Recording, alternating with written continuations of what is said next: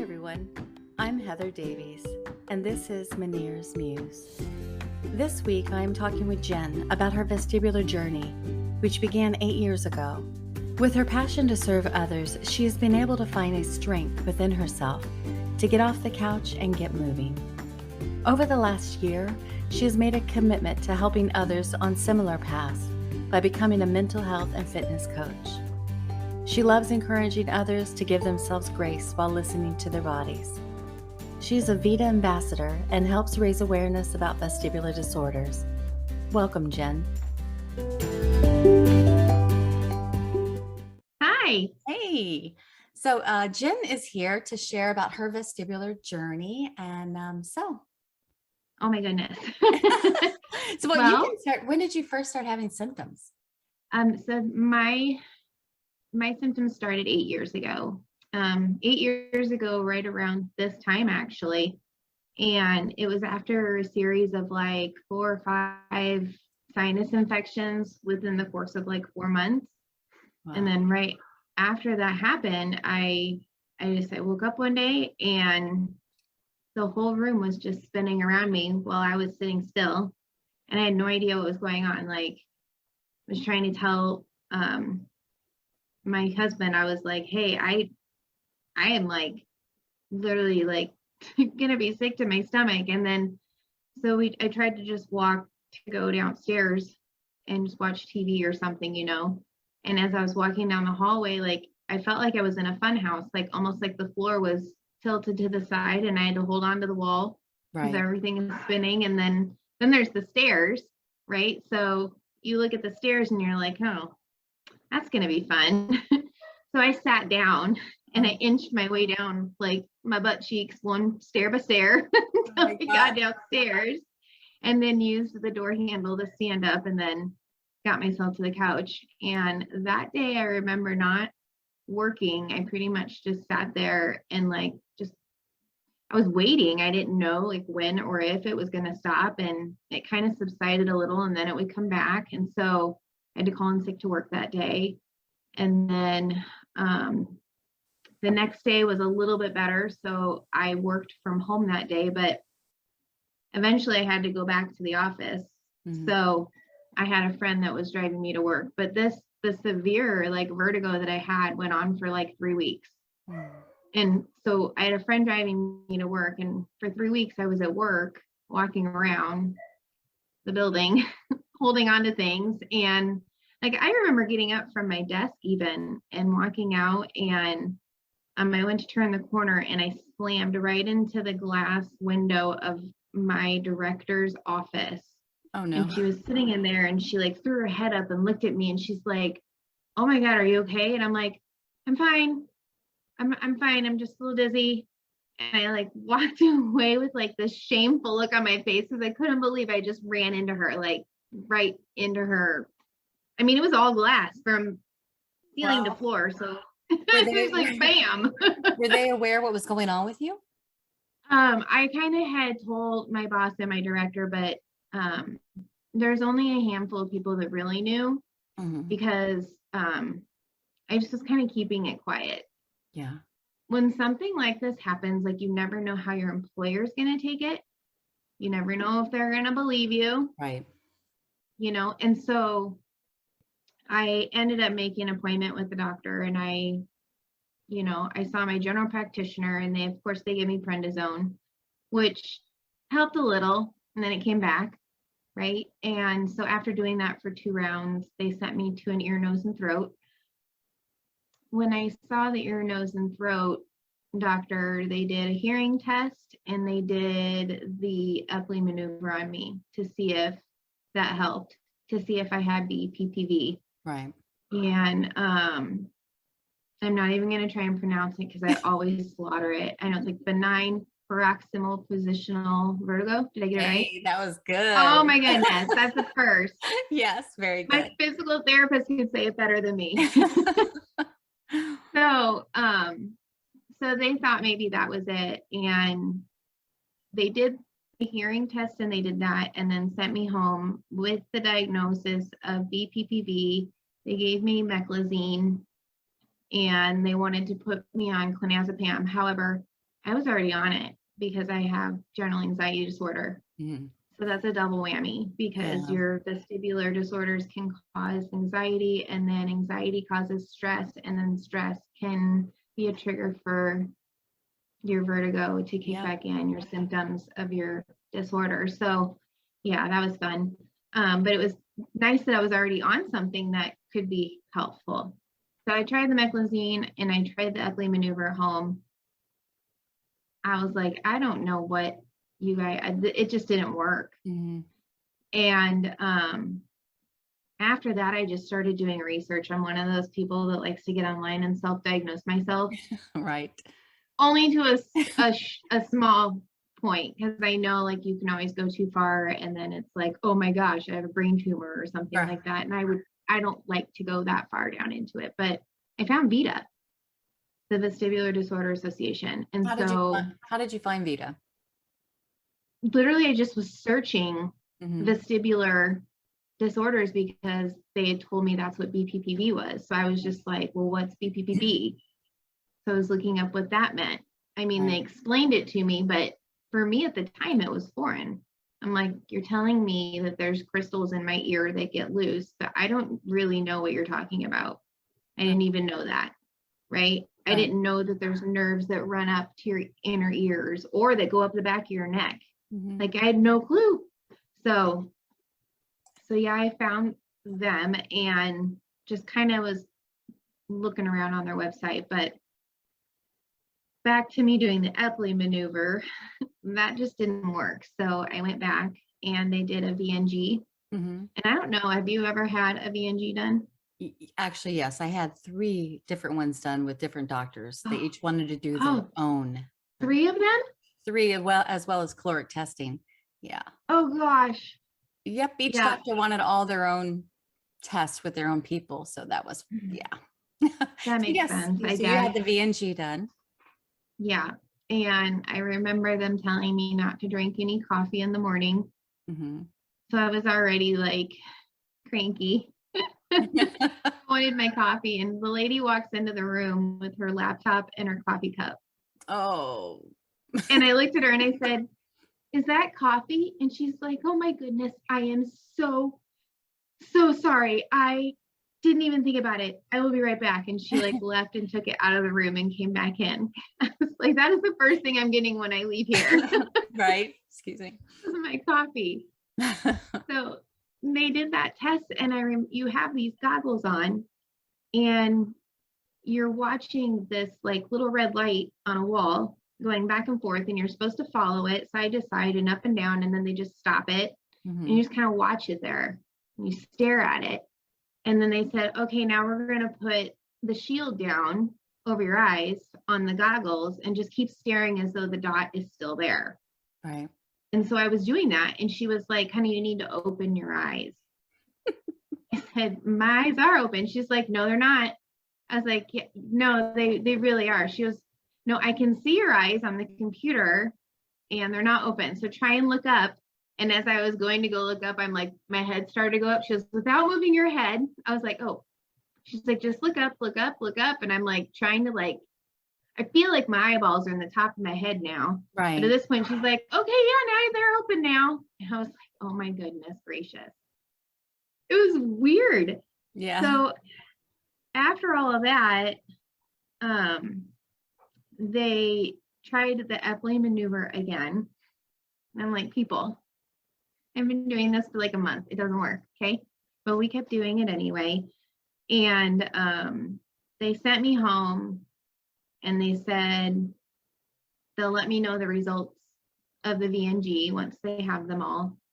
But they were thinking maybe I had vestibular neuritis. So maybe just an inflammation of one of my nerves. And so they gave me prednisone again. So I took that, nothing. Took another dose of it, nothing. Still having issues. So I went back in, did another hearing test. And by the way, out of the 2 hearing tests that I did both times, they were like astounded as to what I could hear. Like I could hear so well that they were like, I couldn't even hear that last one. And they diagnosed me with Meniere's. What? So that was the strangest thing. Yeah. Huh. They said, well, it's none of these other ones, so it has to be this. I said, that's how this works. And they said, well, we also got the results of your VNG, and apparently my right vestibular nerve just barely functions due to some sort of trauma or injury. So the best thing I can think of is probably all of the sinus infections that I had, like right in a row. I probably had fluid in my ears or something, and who knows? You can't do a culture of your inner ear, so you would never know what injured it. But that right side barely functions now, so my left side always has to compensate for my right. They sent me home on the low sodium diet that they usually will tell people with Meniere's to do. And you can't have any more than 2,300 milligrams of sodium per day. And it's interesting how much sodium is in like one meal. Right. Everything. Like I was reading so many labels, I could tell you how much salt is in ketchup. It's crazy. So 3 months into that, the only thing that happened was I lost 15 pounds because I cut out sodium, and finally was referred to an ear specialist who, the guy walks right in. He is a specialist in vestibular disorders as well. And he goes, you do not have Meniere's, so please go eat a hamburger and fries after this. He was so nice. Aww. I love this guy. He was like, this is what you have. And he pulls out a pamphlet that has all of them in it. And he's like, you have vestibular migraine disorder. And he's like, here's how I know why. And you have this symptom, this symptom, this symptom. Are you noticing that you get them when you are stressed? Do you get them when the weather changes? He said, are you noticing any sensitivities to foods or drinks? He's like, alcohol. He goes, do you drink? And I said, well, not much because it makes me dizzy. And he's like, yeah. He's like, this is exactly what you have.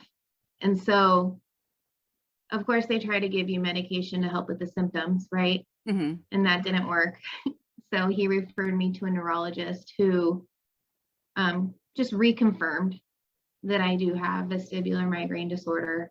We tried a few medications. And then when I went back in, because nothing was working, he just looked at me and he's like, I know you want a magic pill. Everybody wants a magic pill that's going to make it go away. And he's like, and I don't like to be the bearer of bad news. He's like, but you have to just deal.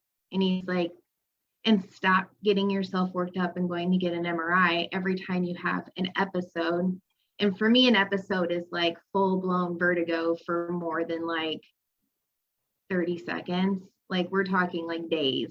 That's when like we get worried and we're like, okay, maybe something is wrong. And he's like, just know that like if that could happen. Because you could go for months and you feel fine. He goes, you could go for months and feel crappy. He goes, but I don't have anything magical to give you. He was like, all you have is time on your side. He's like, you could eventually grow out of it, or you could potentially have it forever. He's like, so I actually was like, I felt peaceful after that because I knew then there was no more like, oh, this pill might work. Oh, this might work. Right. Like then I knew like, okay, this is what's wrong. I don't have to worry about getting an MRI thinking that there's something else wrong with me. I know that this is normal for this disorder and this is what I have. Did you have a history of migraines growing up? No. Not at all, which is crazy. Just anxiety. I had anxiety ever since I was like 5 years old. Okay. So, and I did like counseling and therapy for that. Right. I did EMDR therapy, which is amazing. So if anybody is like suffering from anxiety because of their vestibular issues, I highly recommend it. It's really good. Yeah. They used to use it for people with PTSD.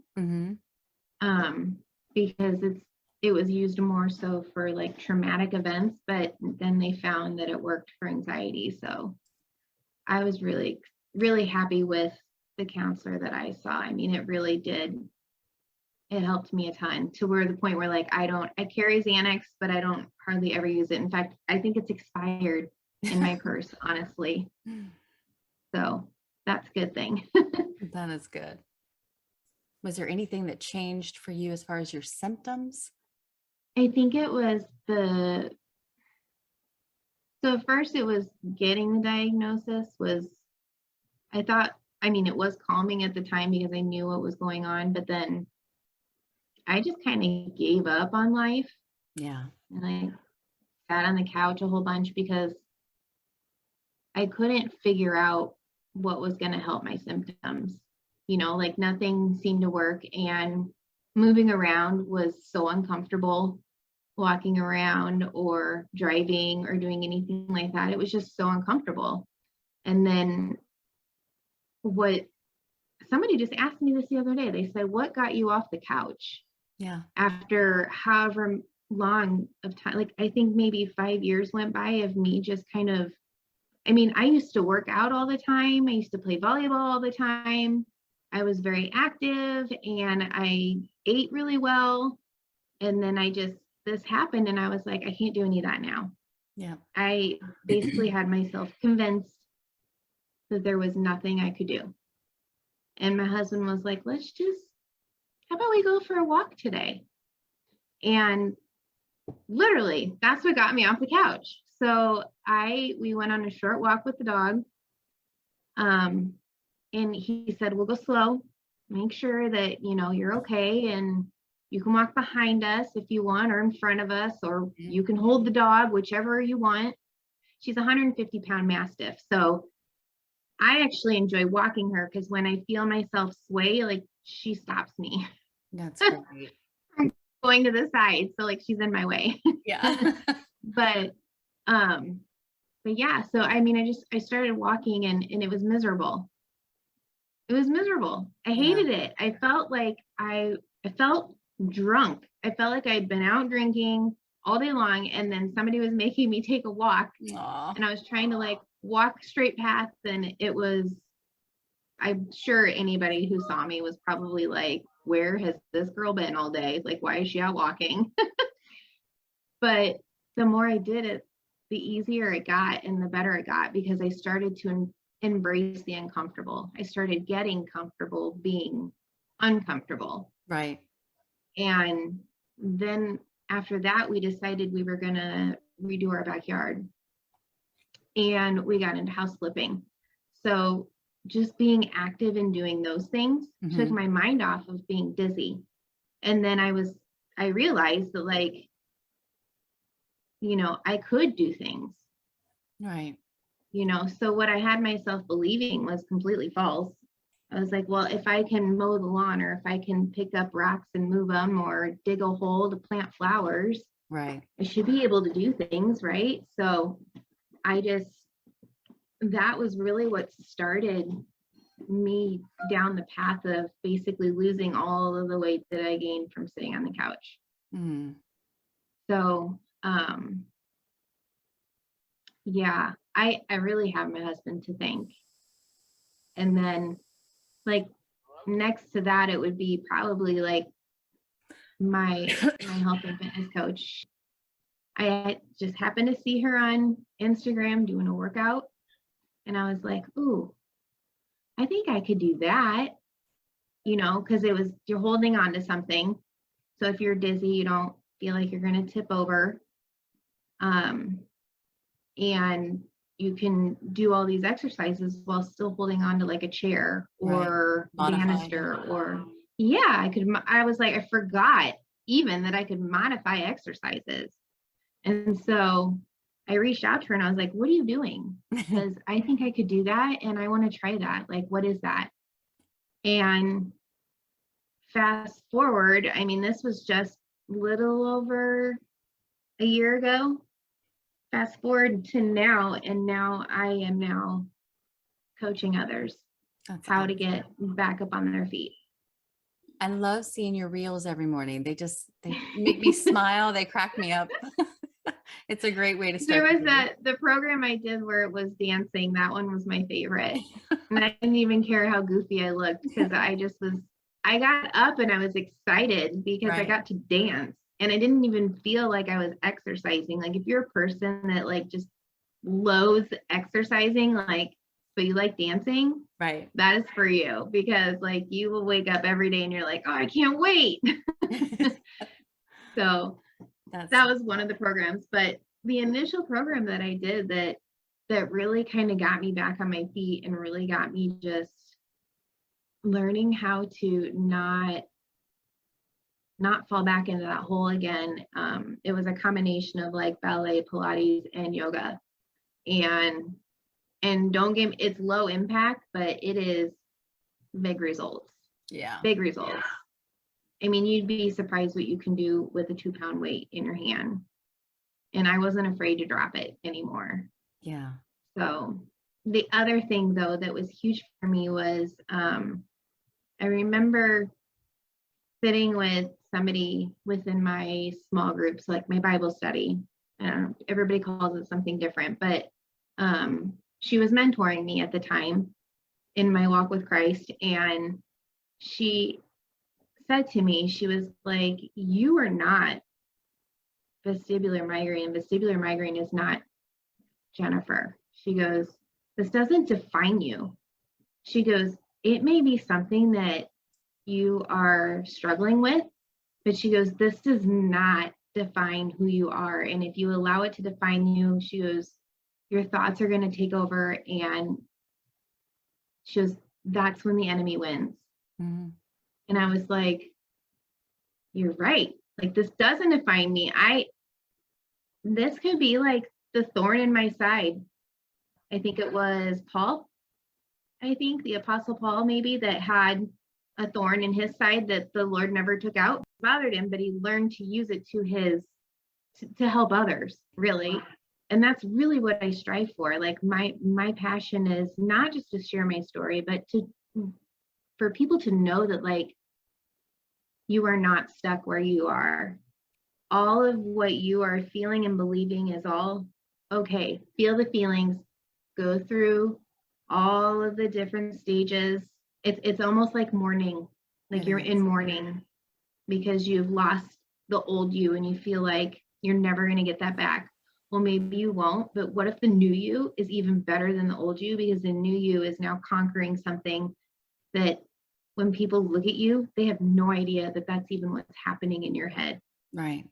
Like I will videotape myself doing a workout routine and nobody has any idea that I am busy while doing it. Mm-hmm. Nobody has any clue. Yet I can share and say, like, I am battling this, but I'm still showing up because I'm not going to let this take over my life. I just can't. Just can't. I have things to do. There's things I want to do, and I want to serve others, and I want others to know that, like, there's life out there. You can still move on. Like, you can do this. It is possible. It just looks different. Yeah, it's a different normal. Yourself. What's that? It's like it's rediscovering yourself. Yeah. Yeah. It's finding the you that you were and remembering and seeing how strong you are now. Yeah. Yeah. I mean, the strength of somebody with an invisible disorder still doing things in life and not allowing it to just take over it's amazing to me. And I've seen other people do it and I thought, why can't I? Yeah. Right? Yeah. It's empowering. I couldn't sit on the couch anymore. And I'm not saying that like you have to sit there and say, okay, I don't have this disorder. That is not at all what I'm saying. What I'm saying is you can choose to believe how you feel about the situation that you're in. Mm-hmm. You can choose to believe how you feel about your vestibular disorder, whatever that may be.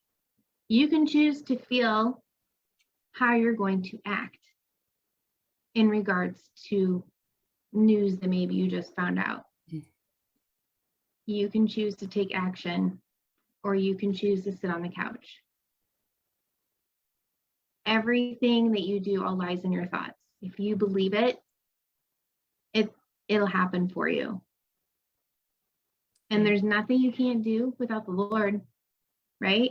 Yeah, You have to have that He makes the spiritual impossible connection. possible. Yeah, absolutely. What advice would you give someone that's newly on this journey that maybe hasn't been diagnosed yet? So it's interesting you asked that because I actually just had somebody ask me that last week.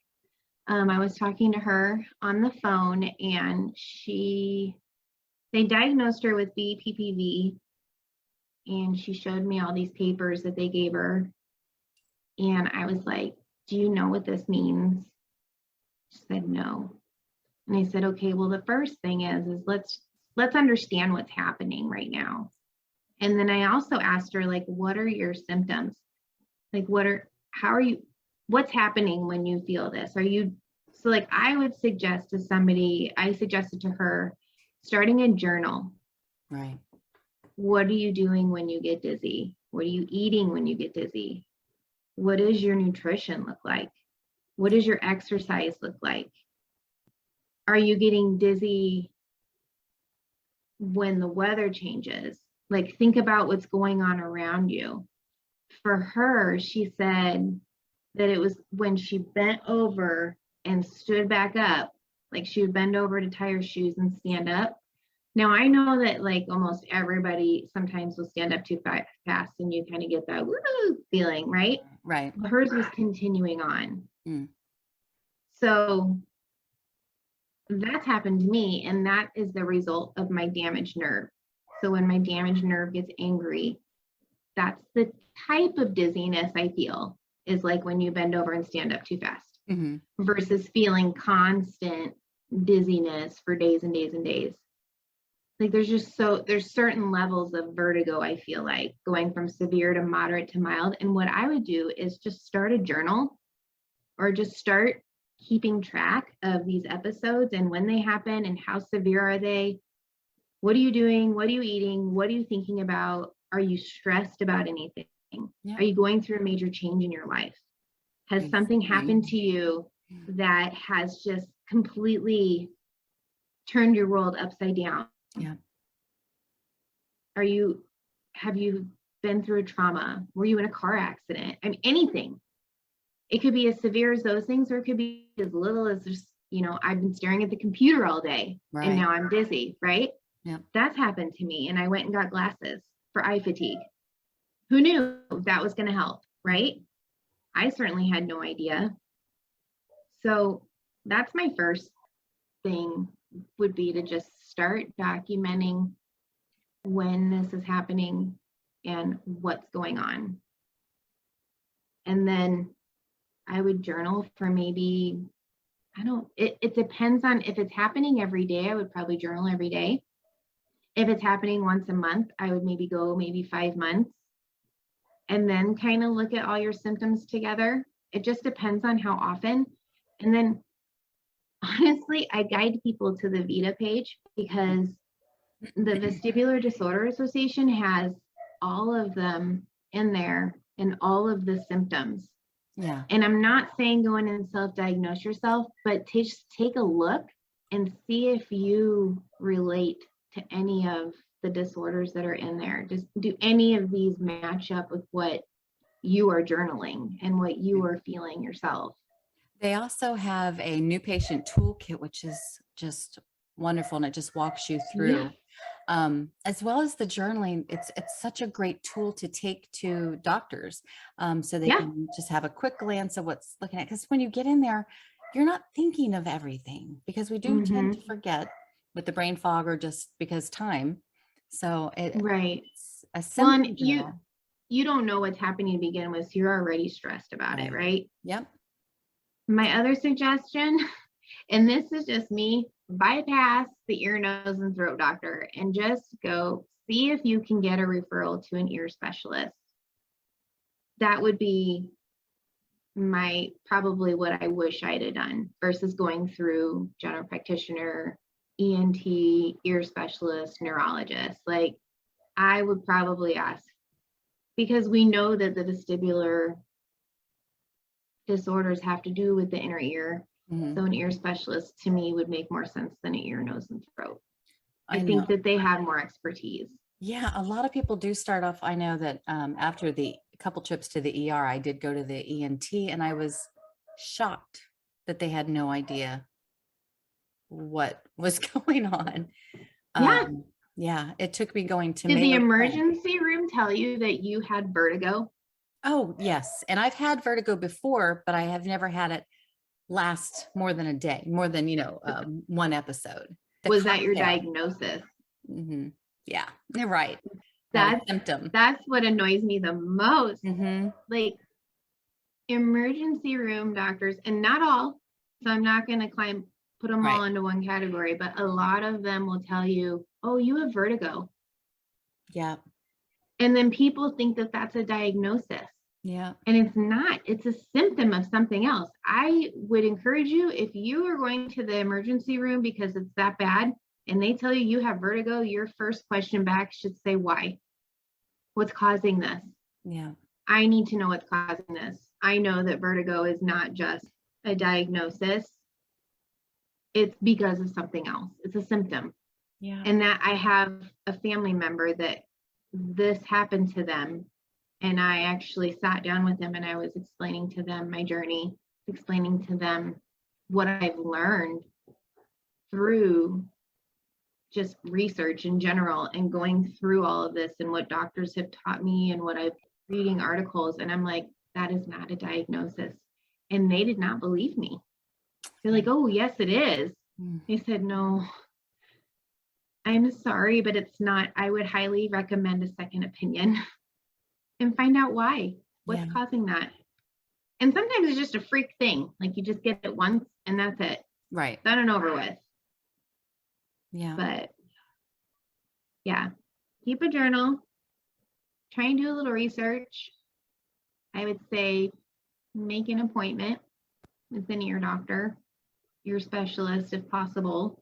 You can start at the ear, nose, and throat. I'm not saying that all of them aren't trained. The website, the Vestibular Disorders Association website has trained doctors, like a list of doctors for every state, I think, in the United States. And aren't they nationwide? So like, yes, they are. If they join. Like I'm in Omaha, Nebraska. You're where are you in the East Coast?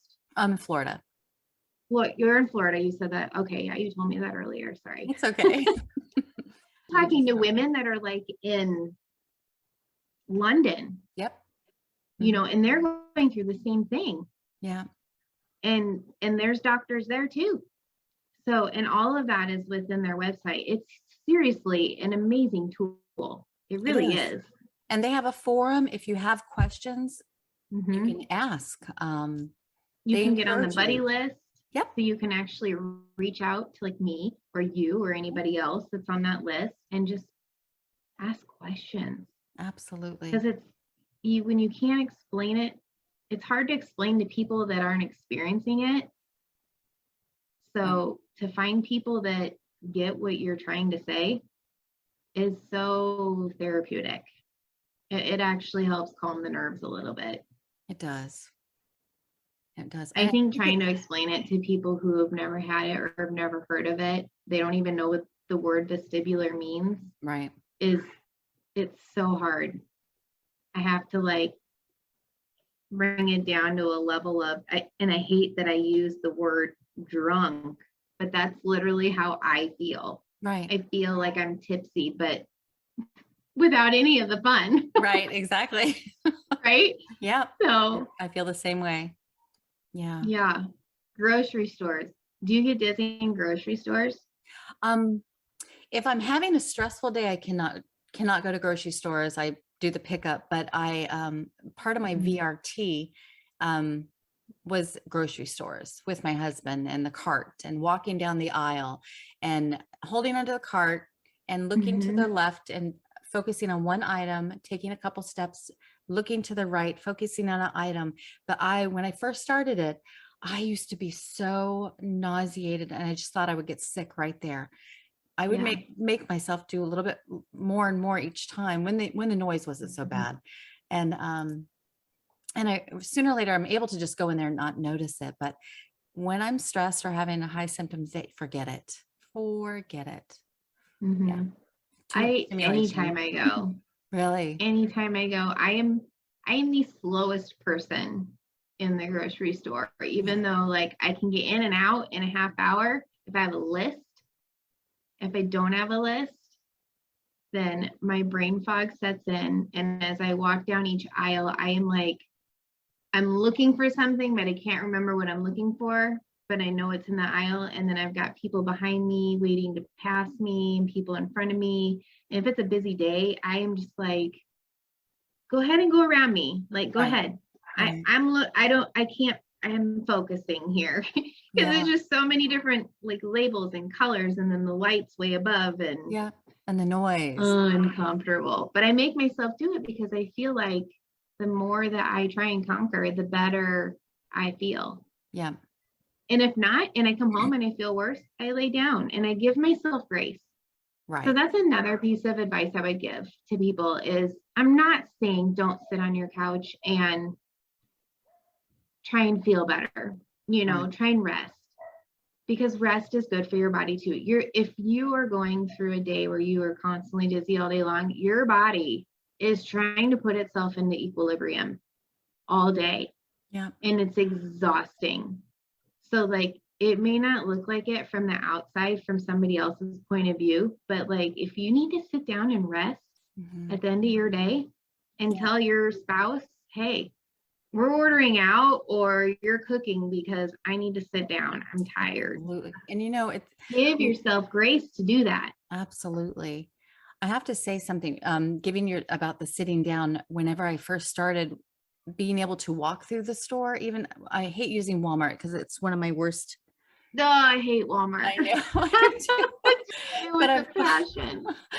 If I've gone in, I can make it down 2 or 3 aisles and then I literally have to go to the front and have a seat. It's just, I'm so overstimulated that my body it's just too much. So I give myself that. Sometimes I can finish, shopping and I'm a list. If it's not on the list, I just go in, get it and get out. And same. Yeah. My husband really. That's why I loved when COVID came because there was, you could just drive up and pick up. I love that too. I do that a lot. And you save money on the last minute impulse shopping at the cashier. True. I know. Every time I walk by Starbucks, so like I'm addicted to these here, these 24-ounce tumblers. They're adorable. And every season they come out with new ones. I have way too many of these, but I get all my water in. Right. Because I can count how many I've had. So now my husband's addicted to them too. So thank God, because he's on the health path too. But back to what I was saying, my other advice would be, now I know I come off as like, you can do this, you got this. And I know that when you are first diagnosed, that is the last thing you want to hear. No. You don't want anybody telling you to get off the couch. You want to sit there and just digest. Yeah. So do that. Do it. Give yourself grace. Pray about it. Be there in the moment. Feel it. Feel all the feelings that come with this journey, because I'm telling you, I sat for almost 6 years before I got moving. And that was my process. I needed to figure it out and I didn't know how. I think a lot of people get stuck, Jen. I look at the Facebook groups and it just breaks my heart. The same people posting and they're just so stuck. And it's hard because it's a process. You have to be ready spiritually, mentally, physically. All of that combined has to be on track before you're ready to change that mindset to move forward. And, absolutely, 100%. It takes work. It's not going to happen overnight. Nope. That's why I say give yourself grace. Yeah. And allow yourself to rest. Allow yourself to take that nap. Allow yourself to go home from work early if you have to, because you're miserable. Don't be afraid to tell your boss you need an accommodation. That was one thing that I was really worried about, but I had to ask. Yep. And they gave me one. So if I'm ever too dizzy or I don't feel safe to drive, I can text my boss and all I have to say is, I'm working from home today. I don't have to give a reason. He knows that's why. Nobody else knows. Otherwise, it's an EEO violation or HIPAA violation, one of the two. Yeah. So only I can talk about it. Right. So I can tell everybody, but they cannot. Right. That's so good. That's what I did today. Because it's peaceful here at home. Right. And there's no, I think they have the fluorescent lights still in our building. Right. And those just beat at my eyeballs. And then hearing everybody talk about how like everybody's stressful because I'm in the transportation industry, so everything had to happen yesterday.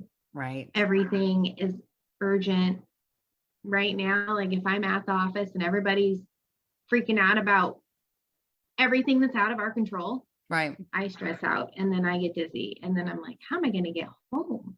Yeah. So I prefer just to be at home. I'm okay with that. Yeah. Well, did you have any more questions? I feel like I've just completely taken over your whole podcast. So. That's the whole purpose. Feel free to jump in. Story. It's awesome. Hey, how can we support you in community? Well, you know what? I'm just looking for some love. I have a passion to serve. But I also have a passion to be loved on as well. So I do have an Instagram page.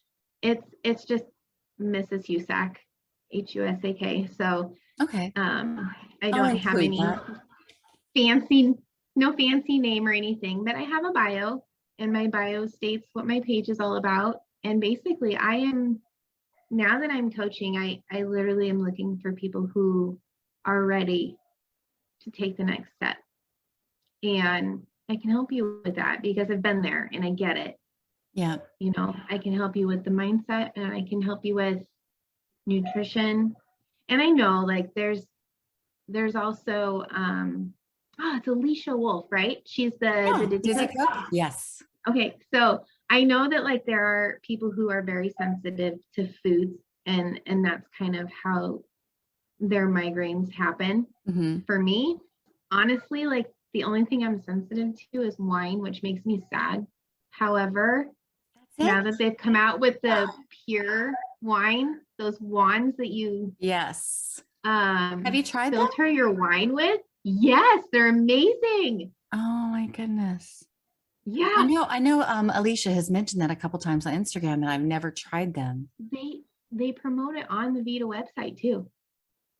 I think part of the proceeds might go back to them. I'm not sure, but I don't know that 100%, but that's where I initially saw it was on their webpage. I toss one in my purse in case I'm going out to see some girlfriends and let's say they open a bottle of wine. If I want a glass, then I at least can have a glass. You're very lucky to have no nutritional triggers. Well, and you know, I don't know if sweets are because I ate a ton of sweets yesterday. And then by the end of the day, I was super dizzy and I had a migraine.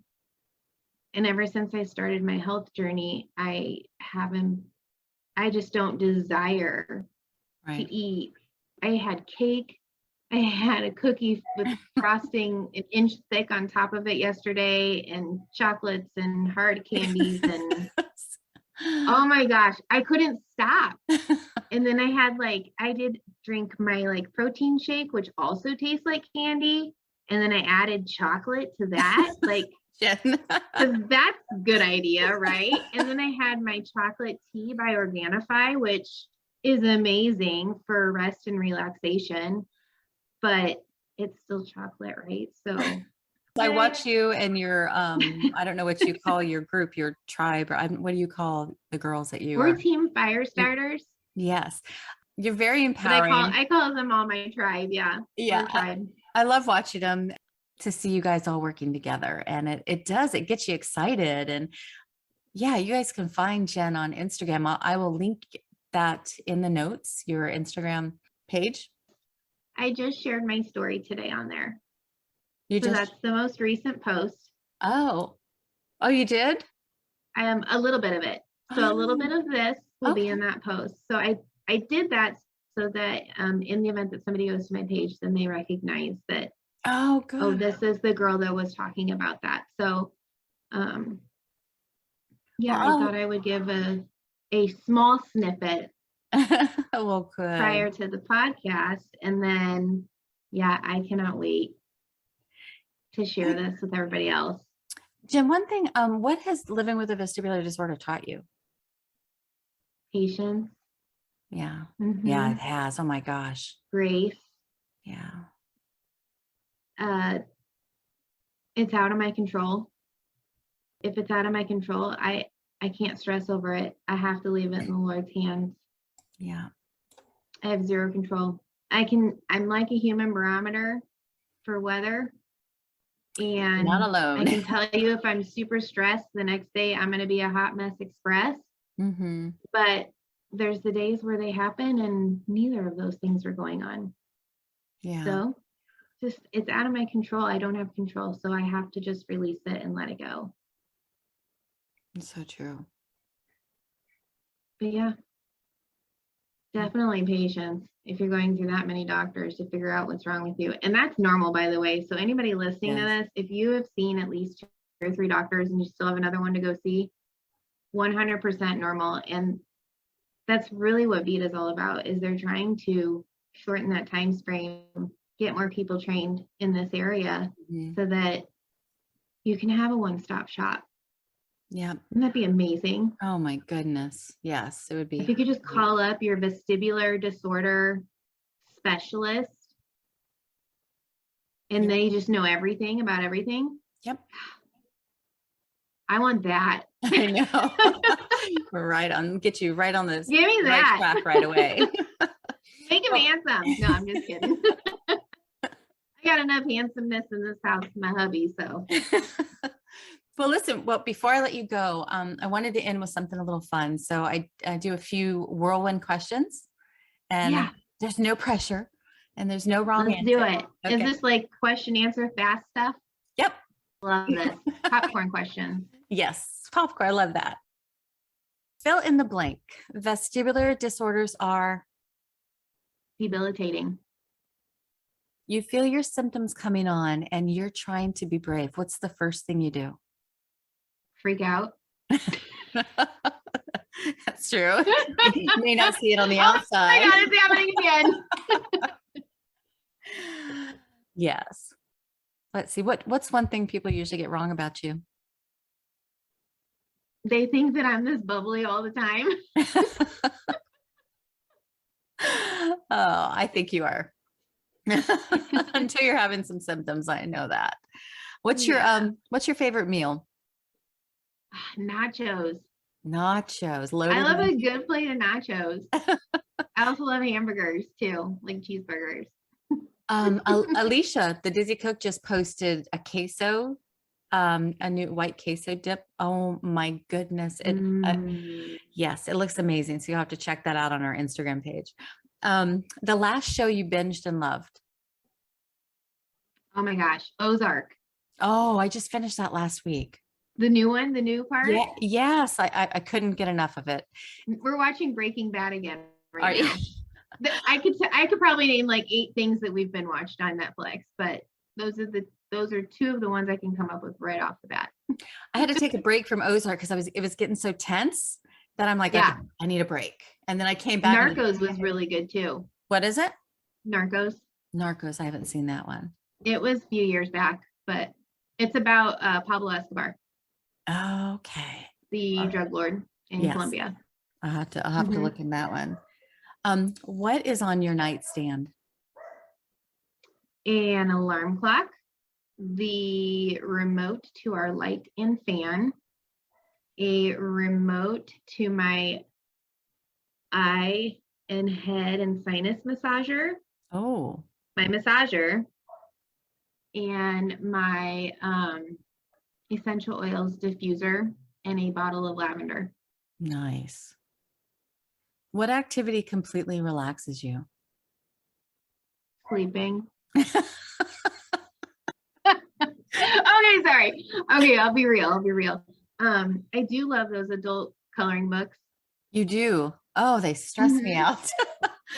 Really? Oh my gosh, I Yes. get so in tuned into those. That and then I like to play like mahjong tile. Is that how Yes. you say it? Mahjong I'm not. tiles on my Yep. phone. Yes. But I do like those but too. yeah, that's hmm What movie could you watch over and over and never tire of? How to Lose a Guy in 10 Days Oh my goodness, they're great together, aren't they? or Sex in the City. They're all so good. Have you There's too many. Mean watched Girls, that one's funny too. Mean Girls? Oh, that takes me back. Something you've been gifted that you treasure. Ooh, um, literally, it's been my new massager, my face massager. Yeah, you're gonna have It's to tell me more about that. yeah. Yeah. I can send you the link on Amazon. I got it for my birthday from my husband, and then he tried it, so we got him one for Christmas. So now every night we go to bed and we both say ready, and we press the button and turn them on, and then my remote turns the sound off of both of them because it plays like supposedly relaxing music. Well, I don't want to hear anything. I want it to be silent and dark, and then it just puts pressure on your face, it heats up, and then it also vibrates, but that's not I don't like the vibrate. That's not me, but he likes it. So Huh. yeah. And it does it for however long, and then it'll stop and tell you that your eye vacation is done. Oh my goodness. You take it off. Yes, send me that link. It's so amazing. It's great for anybody that gets headaches. Oh, great. Well, Really relaxing. what are you extremely grateful for right now? Oh, I'm just so grateful that um that I am able to really pursue my dreams right now with support from my husband and support from my family. And I really am just so grateful that the Lord has blessed me with, yeah, I have 4 jobs, but you know what? I am blessed to have a job Yeah. and just blessed to have like a community of people that I can bounce ideas off of and I can be a support to. Right. Yep, because we get it. hmm Well, Jen, it's been a lot of fun. I thank you so much for being here today. Yeah, thank you for And having me. I'll come yes, back anytime. okay. I'm curious to see if you get any new people on your team or people that want to work with you as far as coaching. So I'm excited about that. Yeah. Yes. Well, great. Well, thank you again.